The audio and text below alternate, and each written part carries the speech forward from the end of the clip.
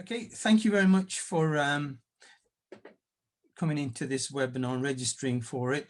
As you know, LLA are pioneering webinars on a weekly basis on topical issues. This particular month is known as the Islamic Awareness Month 2020.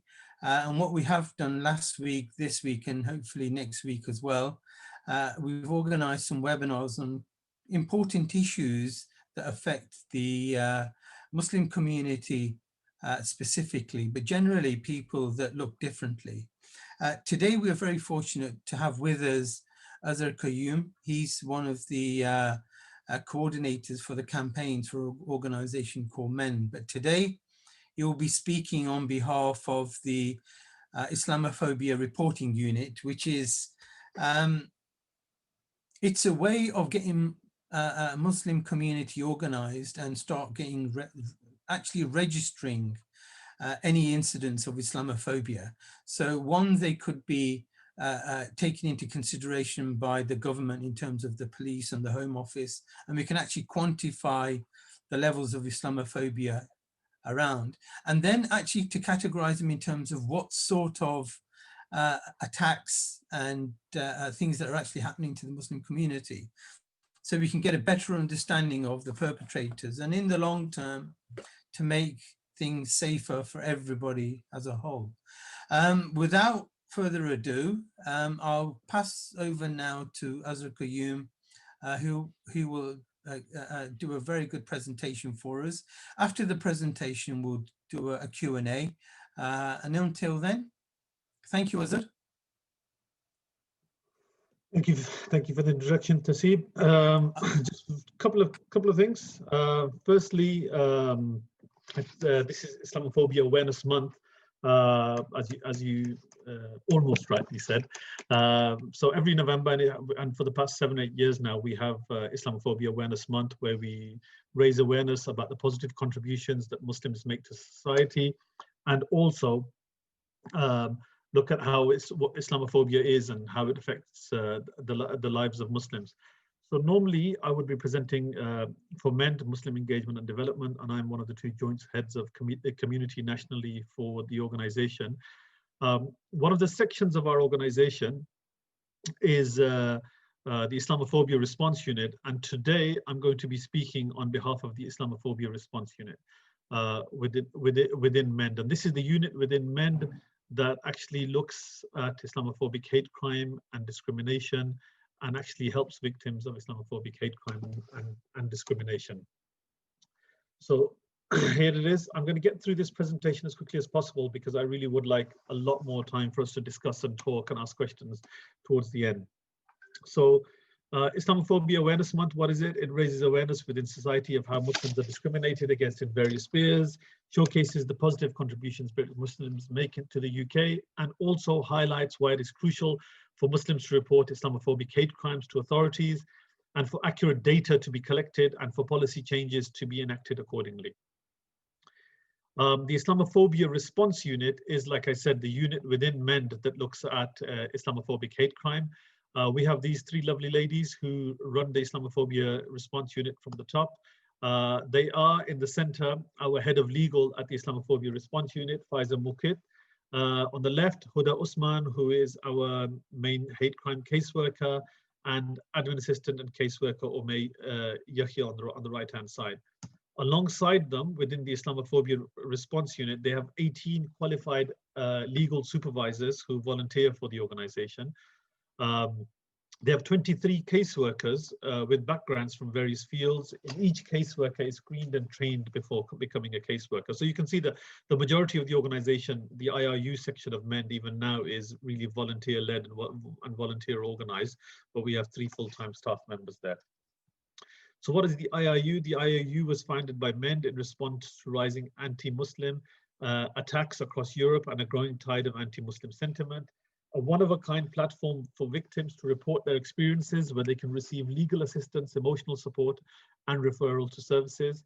And the IRU is able to monitor data using reports of Islamophobic hate crime and discrimination. And these are the stats for the IRU to date.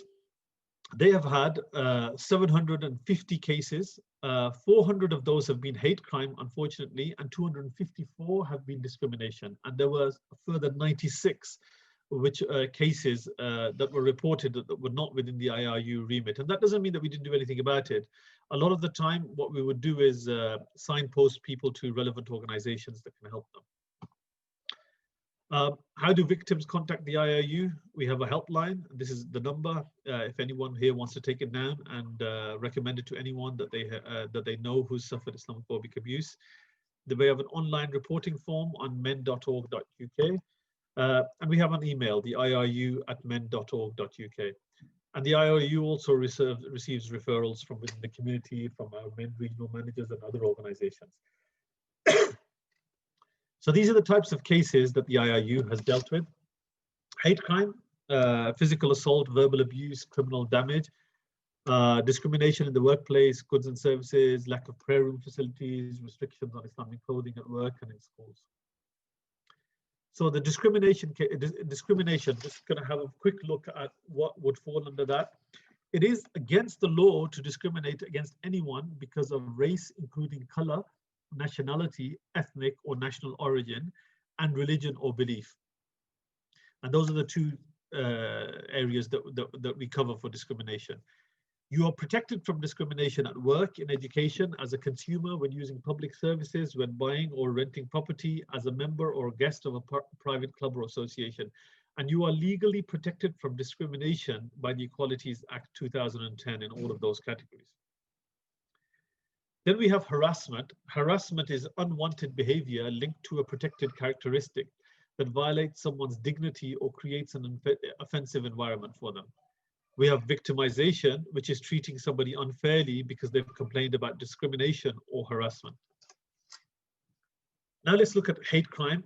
What is a hate crime? Any criminal offense which is perceived by the victim or any other person to be motivated by hostility or prejudice based on a person's disability or perceived disability, race or perceived race, or religion or perceived religion, or sexual orientation or perceived sexual orientation, or a person who is transgender or perceived to be transgender. So those are the protected characteristics which fall under hate crime. There are 5 centrally monitored strands of hate crime, and this is important because this means that we can get police data on these. Race or ethnicity, religion or beliefs, sexual orientation, disability, and transgender identity. So let's have a look at some stats on hate crime. They were in England and Wales, January 2019 to March 2020. So this is the Home Office data for police forces across England and Wales. There were 72,070 racially aggravated hate crimes. There were 6,822 religiously aggravated hate crimes. There was a 58% increase year on year of increase of religious hate crime since 2015. So there was a 50% increase in that period since 2015. And hate crime against Muslims in that year was 3,089. So almost 50% of religiously aggravated hate crimes were against Muslims in that 1 year, when Muslims make up 5% of the population. One of the reasons why we've put racially aggravated hate crimes here is because often the police will either incorrectly label religiously aggravated hate crime as racially aggravated hate crime, or there will be a hate crime that's both religiously and racially aggravated, and they will record it only as a racially aggravated hate crime. So as an example, and I can give you an actual example of something that happened with one of the police forces, and there's plenty of them like this. There was a Pakistani woman, and somebody called her the P word and pulled off her hijab. Because they had called her the P word, the police had recorded it as a racially aggravated hate crime. But what the person had pulled was her hijab, which is a symbol of her religion. So they should have really recorded it also as a religiously aggravated hate crime. So a lot of the times, those racially aggravated hate crimes, simply because Muslim community and other minority religions do tend to be from ethnic minorities, does blur the lines between the two a little. just some information on how to report a hate crime. In case of an emergency, obviously dial 999. To report non-emergencies, dial 101. And you can actually make an online report to the police by using the link that I've shown there.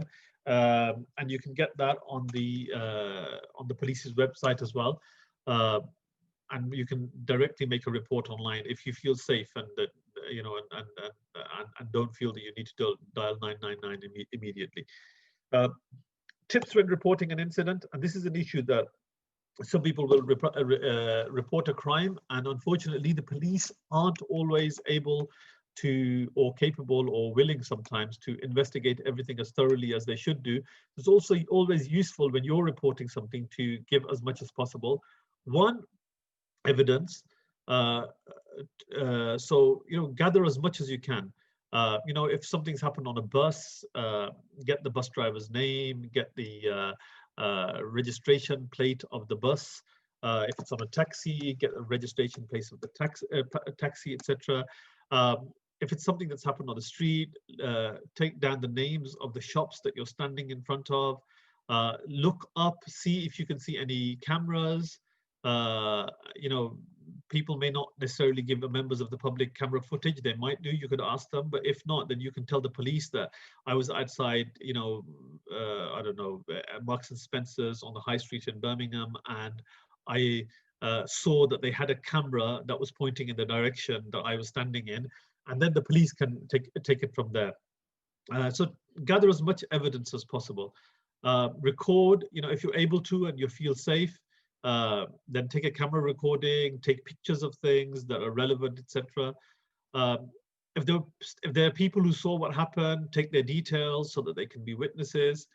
If you have injuries, again, take pictures, ensure that you do go to hospital, that you go to your doctors, and that's recorded with your doctor's surgery so that those injuries can be looked at later. And just protect yourself from harassment. If you're a little bit worried, if you're worried that there might be an issue, then your safety obviously always comes first. And don't stand around trying to gather evidence if you feel that that your safety is an issue at that moment in time. So how can people support the IRU, the Islamophobia Response Unit? Statistics alone show the rising number of Islamophobic hate crime and discrimination cases against Muslims. It is therefore imperative for us to expand our team of volunteer lawyers to continue delivering our services. If anyone here has any legal expertise, ideally in employment, clinical negligence, education, crime, housing, or professional regulation, please do contact us. We could always do with the help.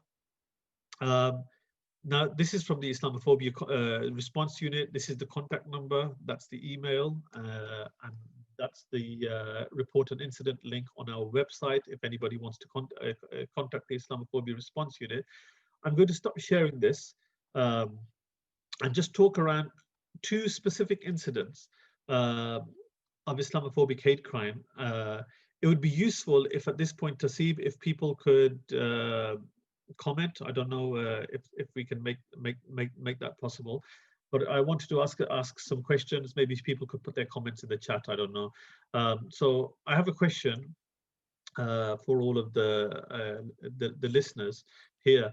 Now, I know that we had a presentation from the IRU last week, and also I know that people who are involved in Labour Left Association will be people who are cognizant of hate crime and racism and these things, probably more so than your average person within society.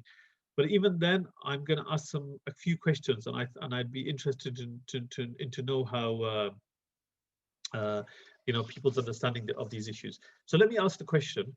Firstly, has anyone heard of the name Muhammad Salim from Birmingham? Anyone, of our attendees? You can put it in the chat if you want to. Azhar, what the participants can do is, if they can actually raise, if they go to more, they can raise their hand.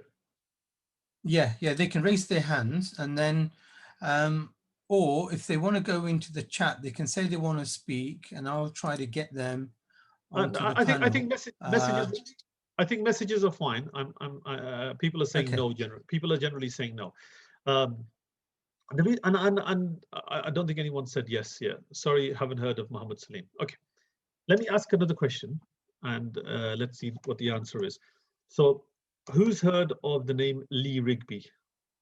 So just put a yes in the chat if you have. I got a yes straight away. Another yes. Very clever. Oh, more yes. Any more yeses? Yes. So we've got a whole load of attendees here who are all generally, from the Labour Left Association. So you're people who will be more aware of hate crime, will be more aware of racism and these things. I asked two questions. First question was, have you heard of Muhammad Salim from Birmingham? And everybody said no. And then I asked if you've heard of Lee Rigby, and everybody who's commented has said yes. The reason I asked these two questions was because Lee Rigby was the victim of a terrible terrorist attack a few years ago, where he was essentially, stabbed to death with a knife on the streets of the UK. And rightly so, it was picked up by media across the country and across the world, and everybody is aware of the situation. Some years earlier, Muhammad Salim, an 82-year-old grandfather from Birmingham, was actually stabbed to death in a terrorist attack in the streets of Birmingham on his way home from prayers in a mosque in Small Heath in Birmingham. It was barely picked up by any press at the time. For the next few months, it was just seen as a random attack. We later found that his attacker had essentially traveled to Birmingham with the express purpose of creating some sort of a race war. He stabbed Muhammad Salim to death and murdered him. He then went about placing bombs outside on three separate occasions outside mosques close to Birmingham. One of those bombs actually exploded outside Masjid Aisha in Birmingham. All three were viable devices. Two the bomb squad put out before they exploded. One actually exploded outside Masjid Aisha in Walsall. It was a nail bomb. Luckily, it didn't explode at prayer times, so it didn't kill anybody. But it could have, if it had exploded at another time when people were coming into the mosque, and had he known his prayer times a bit better, he could have actually killed some people with it. Now, for several months, none of this was reported. And then when it was reported as a hate crime, and very few people know about it. And this is the point, that a lot of the time, and there has been several terrorist attacks against Muslims and Muslim communities across the UK, is that so much of the time the authorities and the media barely report on it, or report on it very late, and it's in a few minor newspapers here and there, and people don't know about it at all. And there are several very, very serious incidents of hate crimes against Muslims. Let me ask another question. Does anyone here does anyone here know the name Zainab Hussain? I'm fairly sure that it was probably mentioned in your presentation last week, because Awais tends to mention it, but I didn't manage to listen to his presentation. Does anybody know the name Zainab Hussain? Or Paul Moore? Two names for you that are connected. If you don't know, say no in the chat. That would be useful. Okay, I'm getting more no's. So this is really dear. I mean, Muhammad Salim is. I'm from Birmingham. Very dear to my heart. What happened to him, and really offends me that it happened in the first place, and then secondly that very few people know about it, even though such a serious terrorist attack happened against a member of the Muslim community here in the UK. Zainab Hussain is incredibly dear to my heart, because this is a lady that I've met several times. I was in court during the court proceedings, etc. But when I first joined MEND back in 2017, a month or two later, we got a phone call from a mosque in Leicester saying that something very serious had happened in their community several days earlier, and that nobody had picked up on it, no press had reported on it, and they didn't feel that the police were treating it even as a hate crime. But these people at the mosque felt that it had been a terrorist attack on their community. So what they told us was that a white man, his name is Paul Moore, so this is all matter of public record now, had come to their community and had tried driving over several people within the community. And it all came to court later. And within the court proceedings, we found that he had tried to drive over at least one Muslim child, a 9-year-old girl whose case came to court. Others had said this had happened, but they didn't come to court. So there was a 9-year-old child that he tried driving over, but she managed to get away from him. And there was this lady, Zainab Hussain, a mother of 9 children, who had come to Leicester as a refugee of Somali origin. Both her and her husband were working at the time. Zainab had been bringing up her children well. Her eldest daughter was doing a master's at Leicester University. Her second child was doing a degree at Leicester University. Her other children were all in education and doing well for themselves. And the youngest 2 children were in primary school, and Zainab had just dropped them off at primary school. Not only this, she had actually set up a charity for other refugees. So especially single women who were finding it difficult to bring up their children who were either ill and couldn't work for a week, etc. And a lot of these refugees are sort of hand-to-mouth existence. If they haven't got a wage check-in for a week, it'll be difficult for them to feed their children. So Zainab got together with a group of ladies, and they called themselves the Women That Walk. And they would walk to all of these different houses in the community locally. And if one of these ladies had been ill for a week, they would help with the cooking. Between themselves, they would raise £500-600 and give it to that person so that they could tide them over for a week or two. And small acts of kindness like this. And they'd actually set it up as a charity, and it was doing a wonderful work. So you can imagine this lady is a real asset to society. Paul Moore decided that he was going to try to kill her, and he told his brother later that day. I'm going to say some words that are probably a bit offensive, but I think that we need to hear what he said. He said to his brother later that day, "I killed a Paki, and I did it for the London bombings." And what did he do? He mounted the curb with his car from behind Zainab, and at speed drove at her and drove over her. Whilst she lay on the floor, unable to move, he drove further down the road, turned his car around, came back, and drove over her whilst she lay on the floor, where the 2 wheels of his car drove over her pelvis. It's by the grace of God and the absolute strength of that lady that she survived that attack. She spent 2 years, over 20 operations, skin grafts, bone grafts, pins in every bone of the body, and from 2017 until now in 2020, and she's just about able to walk short distances. She's spoken, I've heard her speak, to a room full of about 100 people where, everybody was just crying about her experience and lying on the ground and wondering why he'd done this to her, and being in hospital, and, just thinking about what would drive someone to do something like this. And again, Zainab Hussain is a name that, a group of people like yourselves who, again, like I say, probably all anti-racist, probably all worked to further justice in society, but it's a name that very few of you knew. Again, let me tell you about the reporting of this case because I know it intimately. When we picked up on this about 4 or 5 days after it occurred, we went to the police. We chased them for about, I think it was about 2 weeks before they admitted to us as an organization that fights Islamophobia, that they were treating this even as a hate crime. So it took them about a couple of weeks to admit that to us. They never put out a statement publicly saying that it was a hate crime. In fact, the police statement on the day stated collision in Beaumont Lease, Leicester. And it sounded like 2 cars that hit each other. We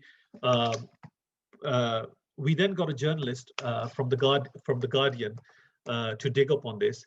He spent about 2 weeks before the police would tell him it was a hate crime, and he chased them constantly, and they did tell him it was a hate crime.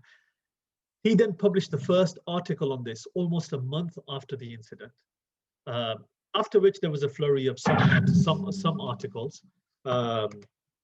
And after this, there was a flurry of some articles on this, but no major news. And then during the court case, some of the local TV news and Dominic Kashkiani from the BBC reported on it. But again, it wasn't reported as extensively as something like this should have been. I mean, you would have expected Cobra meetings on the day. Can you imagine if a Muslim had driven over somebody and had an attack like this? We would have had a Cobra meeting in government. We would have had statements from European leaders, etc., etc. But this had been treated all like some minor incident in a backwater, when it had actually been an incredibly serious attack where this guy had been driving around for Muslims to drive over, attempted to attack children, and then finally did manage to drive over Zainab twice. So this is the situation. I just wanted to give you those two stories to give you an idea of how serious some of the attacks on Muslims in terms of hate crime have been in this country. So I'm going to go back to Tasib, because I've finished what I wanted to say today, and let him conduct affair from here. Thank you. Thank you, Azhar. Those examples you gave were very disturbing.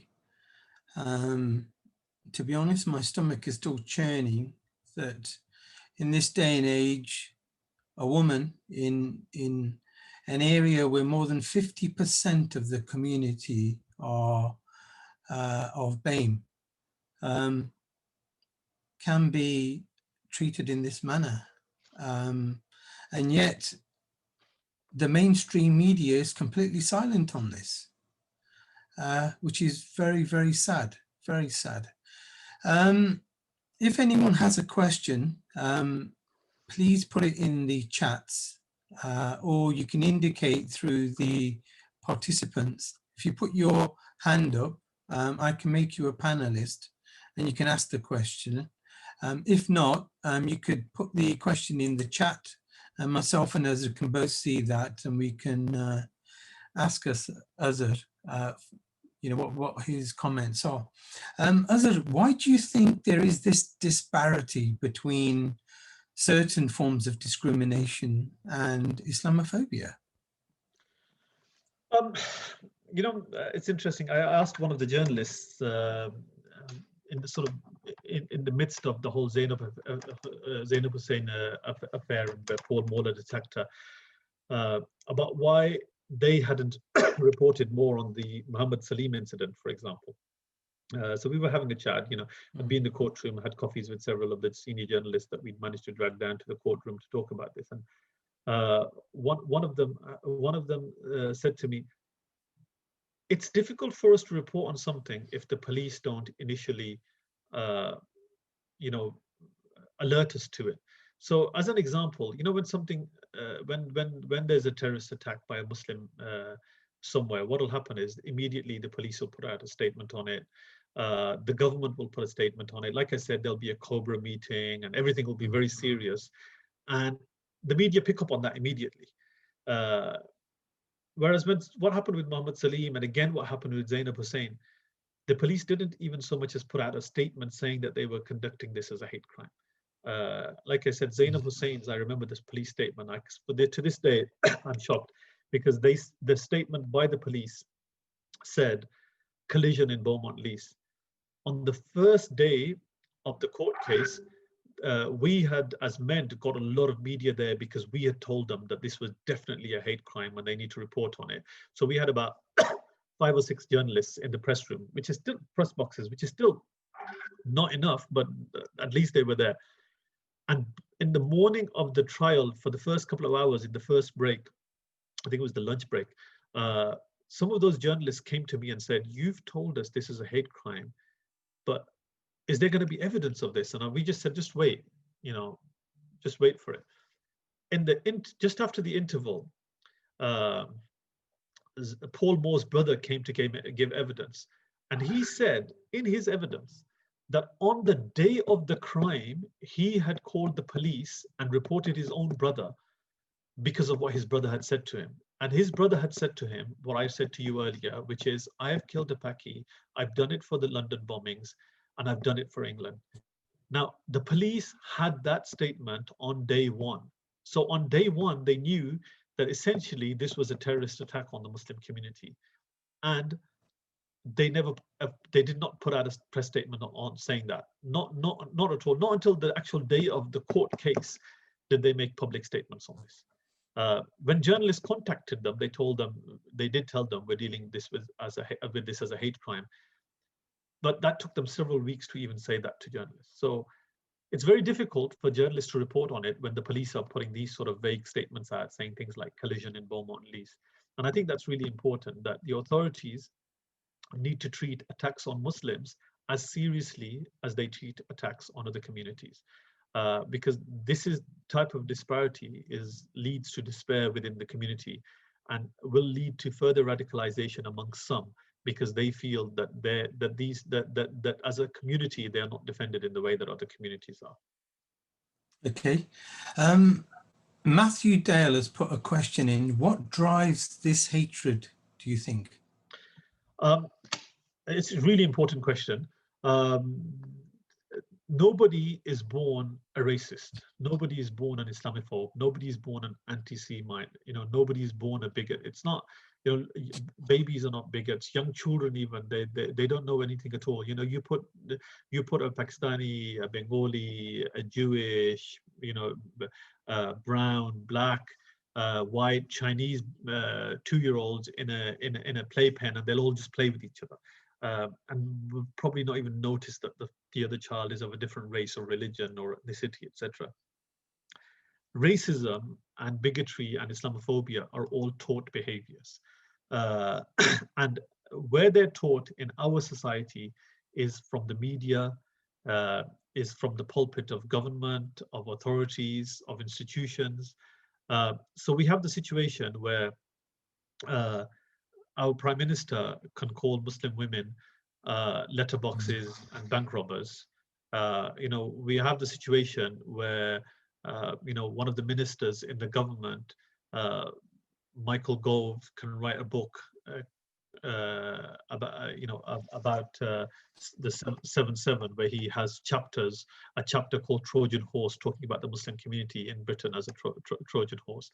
We have the situation where right-wing organizations like Henry Jackson Society, which write bigoted reports against Muslims all the time, have serious influence within the government of this country. And we have the situation where our newspapers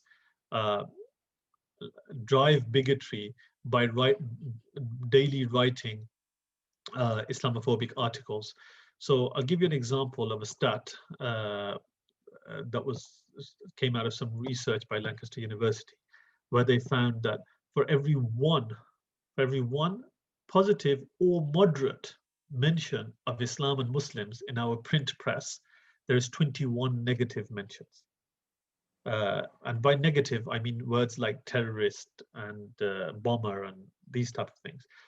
So it's, if it was 1 to 2, it would be disproportionate. 1 to 5 would be ridiculous. 1 to 10 would be a serious agenda. Mm-hmm.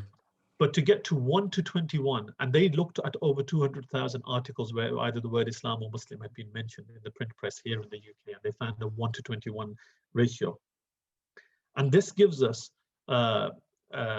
serious disparities. So what happens is that somewhere like Scotland, where about 1.5% of the population is Muslim, people in Scotland were asked, do you believe that the Muslim population of the UK is more than 20%? Around about 35% of Scots said that that was the case, even though they themselves live in a community where only 1.5% of the population is Muslim. Similar results in Wales and other areas. So all of this media constant bashing of Muslims is actually getting into the heads of people, and it's starting to radicalize people into hating Islam and Muslims. Okay, thank you for that. Tina wants to ask a question. Tina? Yes, thank you. And Emma wants to ask a question. Yeah. Hi, Emma. I enjoyed that opening. Thank you very much for that presentation. I totally agree with you that children are not born racist. And when you have children, you actually see that every day. It is something that society creates for its own reasons. We had a few sessions on Black History Month last month, and that was interesting how the need to create racism was quite integral to creating capitalism, and how, you know, slaves were exploited, etc. So that was created in order to, with the rise of capitalism, you had the rise of racism against Black people. Now I wonder where you think the rise of Islamophobia is in the context of war and military adventures of our governments. It strikes me there's quite a clear correlation that in order, you know, to go and wage war on kill hundreds of thousands of civilians in Iraq and that area in particular, you need to have a certain mindset, perhaps, that you need to spread in the population, and how this is created artificially in order to sustain those kind of military outlooks in that area. In Middle East, as we know, it has been extremely important from imperialism's point of view, with, you know, Israel being the only country in that area which is reliable in terms of the West, and a lot of other countries there are not. So your view on that, how do you think that is linked, would interest me. Yeah, I mean, definitely. Look, Islamophobia today, here and now, is driven by our media, is driven by government, etc. Definitely, but it has a historical context, of course, and it goes all the way back to imperialism and 17th, 18th, 19th century imperialism. Look, there was Western European imperialists wanted to invade Muslim North Africa. They wanted to invade the Middle East, and at the time, the Mughal Empire, which was a Muslim empire in India, you know, they wanted to invade Indonesia, which was ostensibly Muslim at the time. Now, all of those invasions, you know, have to be made palatable to the populations at home. You know, they can't just say, oh, we're just going to go and kill all these human beings and take over their lands and rob them. You know, you have to make the other seem uncivilized and needing civilizing, and needing, you know, needing the saving of the West, as it were. So, you know, all of these gory paintings were painted back in the 17th and 18th century of harems and, you know, all of these abuses supposedly of Muslims in their lands. That had to be fought against. So, you know, there's 3 or 4 ways that people like to see Muslims in terms of the narrative that's been created over the last few hundred years. Either they're the terrorists, you know, the Turk at the door about to invade the whole of Europe, you know, back in the 16th and 17th centuries, and then, you know, later terrorists, etc. You know, that's being painted now. These sort of like the aggressor that is about to take over life as we know it, or as this exotic other, very sexualized exotic other, Arabian Nights and belly dancers and you know, everything to do with Aladdin and all of this sort of stuff. Yeah, and you know, you even get that in Disney today and all of these sort of things where, again, it's otherizing. It's sort of you know, in a sort of soft porn sort of way, otherizing and making Muslims look as something that's sort of bizarre and weird and different. And then the sort of third genre that the media and film and history within the West likes to paint Muslims into is the victim. And especially Muslim women as being downtrodden and oppressed and needing saving. You know, we need to invade Iraq to save its population from Saddam Hussein. I mean, the fact that we bombed them back to the, you know, the 13th century isn't going to do them a lot of good. Sort of is neither here nor there, but we need to save the population of Iraq. You know, the fact that they didn't want to be saved by you is not considered at all, but they need saving, and Muslim women need to be saved from Muslim men by Western men. So, you know, so the French nation needs to, and men in French authority need to save Muslim women from Muslim men by forcing them to take off a portion of their clothing. I mean, if that is not, doesn't strike anyone as ridiculous, I don't know what does. I mean, the fact that Muslim women were being told to take off pieces of clothing on a beach in France by the authorities to save those poor downtrodden Muslim women from their men. I mean, that's the narrative, isn't it? And those are the three narratives that have been painted in art, in painting, in theatre, historically, and today in the equivalent in film, in newspaper, on social media, in memes, in GIFs, in all of these things, where Muslims are not just people who have families like other people, just people who play football or go to the theatre or keep kittens at home or whatever, but they're these people who are either this miscreant, sort of exotic, bizarre people that have harems and things, or they're just downtrodden and have to be saved from themselves, especially their menfolk, or they're the aggressor that's about to take over the whole of the Western world. And it's those narratives that then that serve imperialism, that give excuses to have wars in Iraq and Afghanistan, that mean that we can bomb the Yemen, and or that we can support the Saudis in bombing the Yemen and other such things. And it also means that we can then support dictators who who are close to us, because the Algerian dictatorship or the Egyptian dictatorship is okay, because why are they going to keep the aggressor Muslims under control? So let's support those guys. Let's support the Saudi monarchy in what it does, because it keeps down the aggressor Muslims, and then we can just ignore the other facets that we normally like to talk about, in terms of oppression of Muslim women and things like this. And regardless of the fact that the Saudis do all of that, we can ignore it because they're keeping those terrorist aggressors under control. Can I ask another question, Tasib? Yes, sure, Tina, go for it. Thank you. Sorry, I really liked your answer. Thank you very much for taking time. Very, very interesting, those three scenarios. I think I agree with that.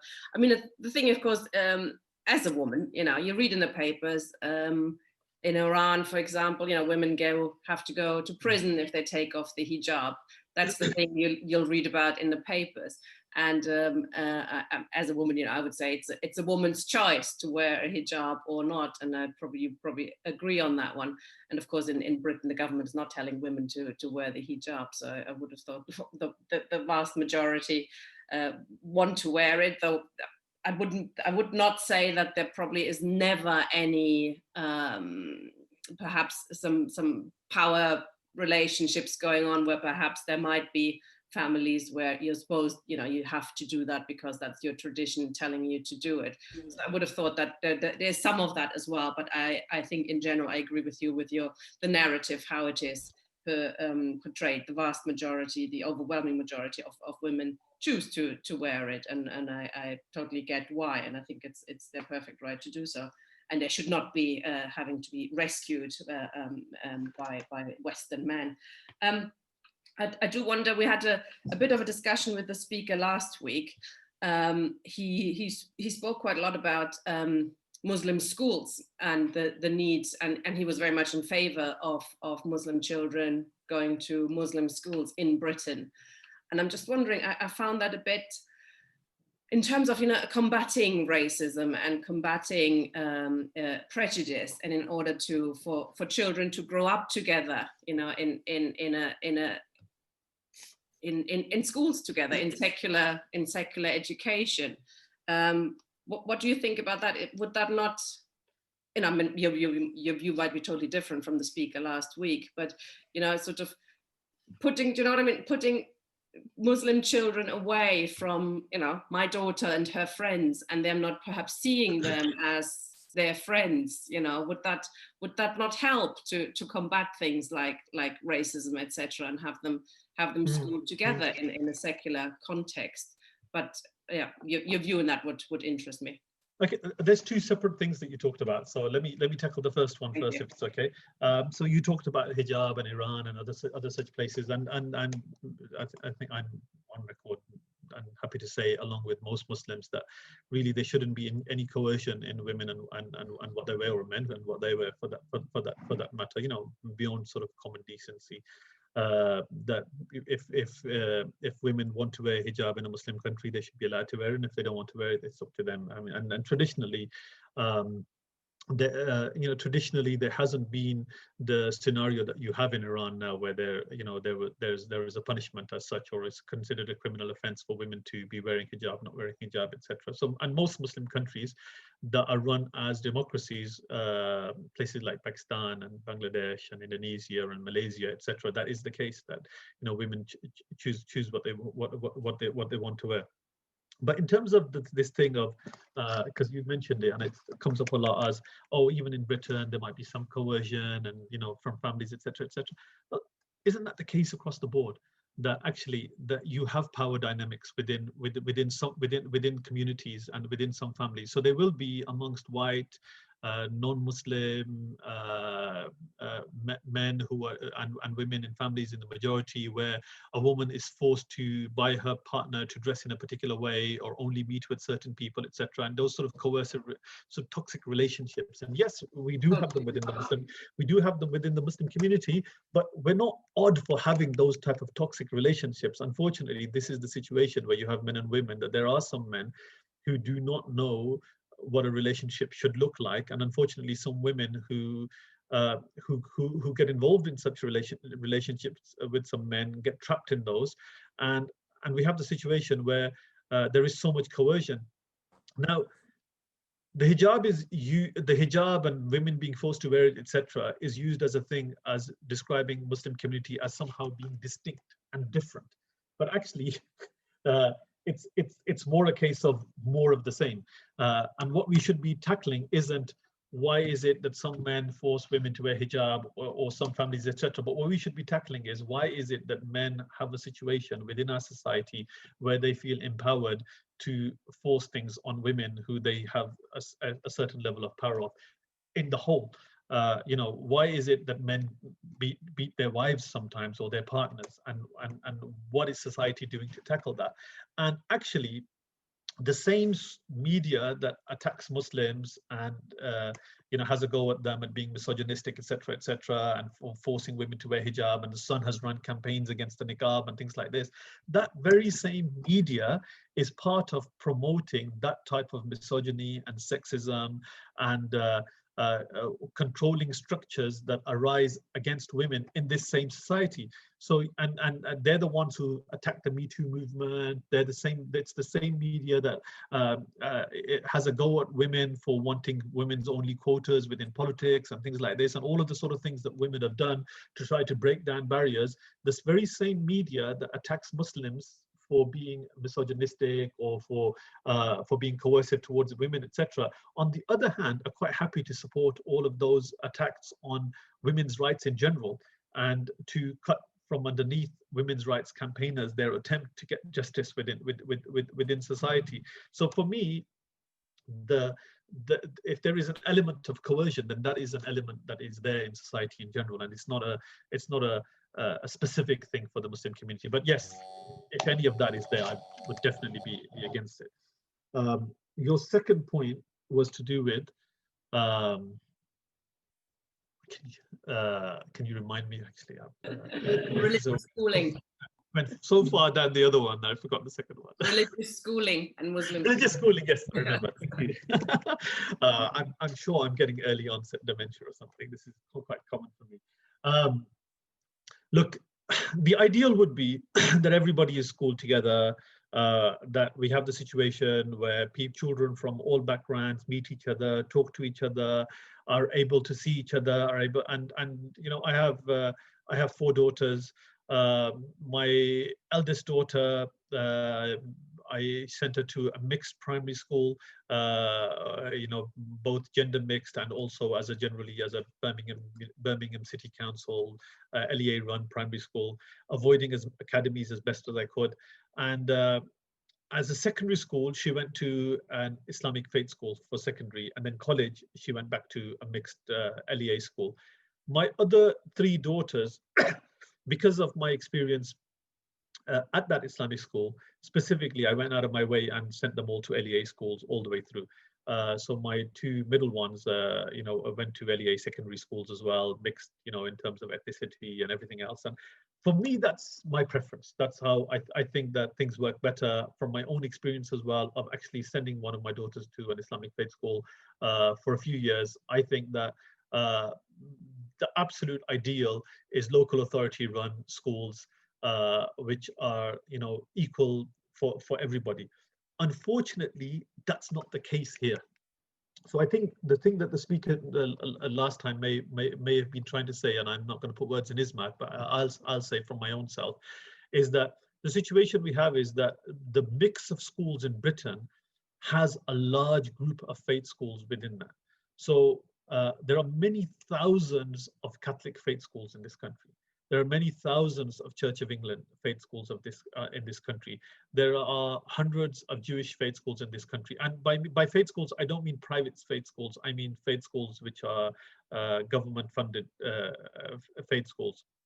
So some of the other religious communities, Hindus, Sikhs, Muslims from minority faiths, do feel that if their taxes go towards paying for faith schools of those faiths, then there should definitely be a situation where they can have that sort of provision for their children as well. So, for example, in a city like Birmingham, in some cities like Bradford, etc., some of the best schools in that city are the Catholic faith schools, for example. Now, if I want to send my child to a school which is well run in some parts of Birmingham, it's got to be a Catholic faith school. They're going to be asked to sing hymns in the morning, which is against my faith, but they'll still be asked to do it. They'll be asked to dress in a particular way, etc., etc. So those parents are essentially saying, well, then we would like to have similar faith provision of our own. If you ask me, I think the ideal is for us to just have straight up schools which everyone goes to, not necessarily secular schools. I'm not, because I think even, and people will disagree, but I think especially the French style laissez-faire secularism is a religion in itself sometimes, where there's an attempt to stamp out a religion as it were. But I think schools which allow expressions of faith, but allow expressions of non-faith as well, and allow children to be together, to see people of different faith, etc. For me, this is the ideal, where you have schools where if people want to do an act of worship at some point in the day, that they can do. If other people want to talk about racism, to talk about secularism, to do other things, to have discussions, to have open dialogue, but to see each other. So for me, I think that faith schools is probably something that, I'd say ultimately we're best off having everybody together. But whilst we have them, and whilst they're in the mix, and whilst we have these thousands and thousands of especially Catholic and Church of England schools, then I think if some people within the Muslim community want that for themselves, then that should be a right for them within the mix that we currently have. I'm going to stop there. Okay, thank you for that. We have Luqman who wants to ask a question. Let me just put you, oh, he's there. Luqman, if you want to unmute yourself, comrade. Okay, do you want to ask your question? Yeah, can you hear me properly? We can hear you, yes. We can, but you're very faint. Yeah, I don't know what's wrong with my mic. I have to lean in, that's why I've asked. That's fine, I can hear you from there quite well. Yeah. I'm sort of, we are quite politically active dealing with racism issue, obviously within that is Islamophobia. I know Tasib, so my question is we're trying to increasingly expand our network in order to get more people involved politically, in order for us to be more successful in challenging Islamophobia within the society, which is mainly we do it through the political stuff by holding politicians to account.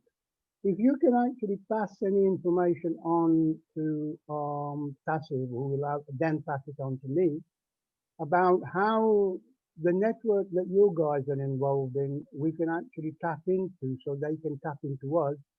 What we're basically looking for is for some more people to get politically involved with us. Yeah, that's fine. I'm in constant contact with Tasib, so yeah. Yeah. Thank you. Azhar, I would just like to make a point, and then maybe we could elaborate that with a question as well.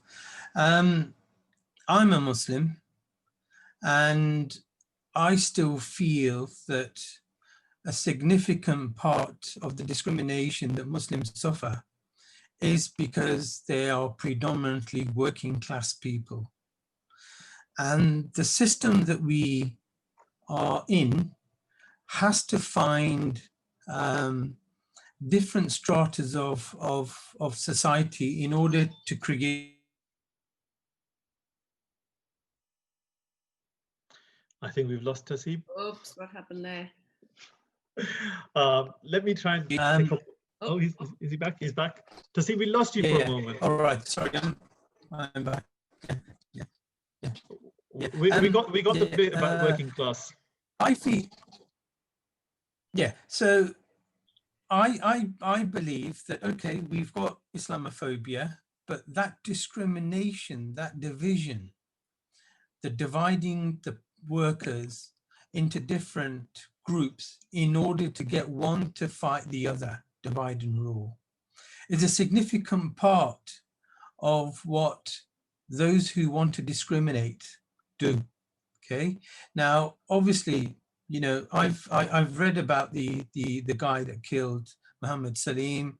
I've read a little bit about the other incidents as well. And all of those sort of people are working class people attacking other working class people who are of color and of faith. Yeah.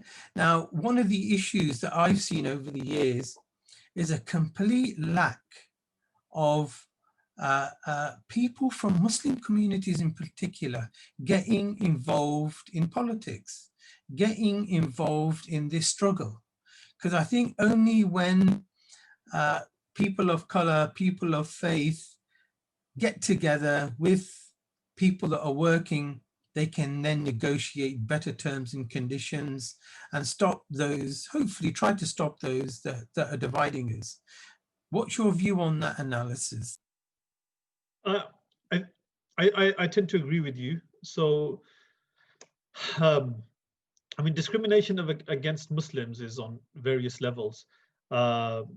Muslims tend to be from working class backgrounds. They tend to be poorer. They tend to have lower levels of education, etc. So it is that, and similar for ethnic minorities. And if you did Black History Month last month, you would have seen similar issues where it becomes much more difficult to fight discrimination when you have already have all of these barriers placed on you as a community. I mean, if Muslims as a community all went to Eton and went from Eton to Oxford and Cambridge immediately afterwards and had mummy and daddy silver behind them, then I think they would find it a lot easier to fight discrimination as a community. But that isn't the case, because Muslims do tend to be, and ethnic minorities generally do tend to be, from working class backgrounds where they've probably lived in areas where housing has been poor, where health conditions are rife because of poor housing, because of poor access to education, where it's difficult to get jobs, it's difficult to get good jobs, and all of those layers of discrimination, where there's an almost hand-to-mouth existence, which doesn't give you the time to start to challenge some of the deeper things that are affecting you as a community. And then it becomes easy to attack a community like that. But why is the Muslim community being attacked over and above so many other communities? Because it's easy. Like I said, if as a community we had been wealthier, organized, etc., then probably they would have gone for somebody else. But what happens is the racists within our the upper echelons of our society and within the media, they're against all ethnic minorities. They're against, all religious minorities, and they are happy to fight everybody to keep that nice little power structure that they've built for themselves. But they would be caught out if they were attacking all of these groups all at the same time. It's a lot easier to target one and to demonize one section of the community, and and to have that as a front to then bring in laws and all sorts of other things to attack everyone that we're talking about. So when I was growing up, back in the 80s, there wasn't much public attack on Muslims when I was growing up in the 80s. The newspapers didn't, as a rule, always write articles attacking Muslims. What they did write articles attacking all the time was Black people, people from the Caribbean and Africa. And we had all of these attacks non-stop on Black people as being muggers, as being street robbers, as being rapists, etc. And that was the sort of painting that was being painted. Now, even though Black people from African Caribbean backgrounds were the ones who were being attacked generally as the bad immigrants, as they were, and Muslims were clumped into good immigrants amongst all of Asia, the Asian community in general as good immigrants. We knew that racism that was aimed at Black people essentially was going to get us as well, because when you create that environment of hate, it ends up affecting everybody. Now the situation is that attacks on Muslims are the predominant ones in the media, from ministers, etc. But what happens is that hostile environment that is created on the back of hate of Muslims ends up hitting at other communities as well. So the hostile environment that Theresa May could create because of all of the hate on Muslims that was happening, and the fear of Muslim immigrants coming from the Mediterranean and from Turkey, etc., ended up, what did it end up in?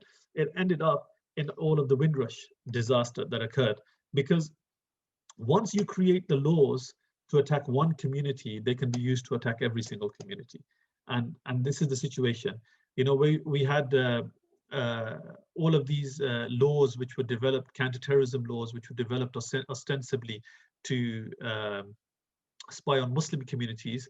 And where did they end up? They ended up using them on the environmental lobby and on Extinction Rebellion and others. And this is the thing, that where you have a situation where a particular community comes under attack and laws are developed to control that community, those laws can then be used to control any part of our society.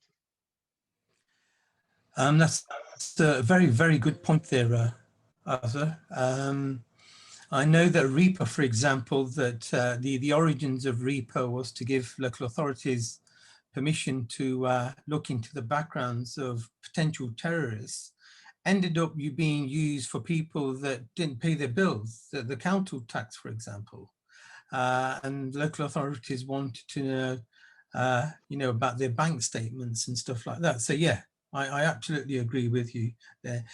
Thank you very much, Azhar, for providing us some really, really good information in terms of what the Islamophobia response unit does and the incidences that Muslims have gone through, and the answers that you have provided. Just to remind people, this is the second webinar that we've done in relation to Islamophobia Awareness Month. Next week, next Wednesday, 6 o'clock, we will be discussing Bosnia and Srebrenica in particular. And then the Saturday, the 28th, we will have a webinar on war and Islamophobia, which will be a very, very interesting talk.